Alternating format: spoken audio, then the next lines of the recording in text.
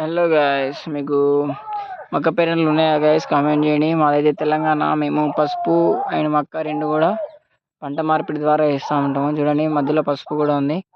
So మొక్కజొన్న రెండు కలిపి ఇప్పుడు చిలకల కాలుకి వచ్చినాం ఫ్రెండ్స్. ఇది ఒక నూనె డబ్బా, దీన్ని పట్టుకొని కొడతా ఉంటాం. సో ఆ విధంగా చిలుకలు వస్తూ ఉంటాయి. ఇట్లా కొడతా కావాలికి వస్తాం ఫ్రెండ్స్. చిలుకల కావాలికి అనుకోవచ్చు మీరు, అవి ఏం తింటే ఏం చేస్తాయని.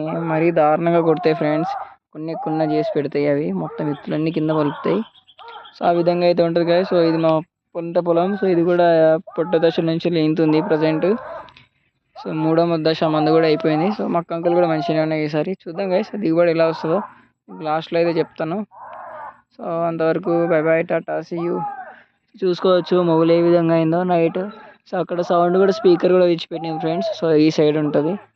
ఓకేనా? సో గైస్ అందరికీ బాయ్. సో మన ఛానల్ అయితే సబ్స్క్రైబ్ చేసుకోండి. నేను నా జీవితం అనేది. Thank you.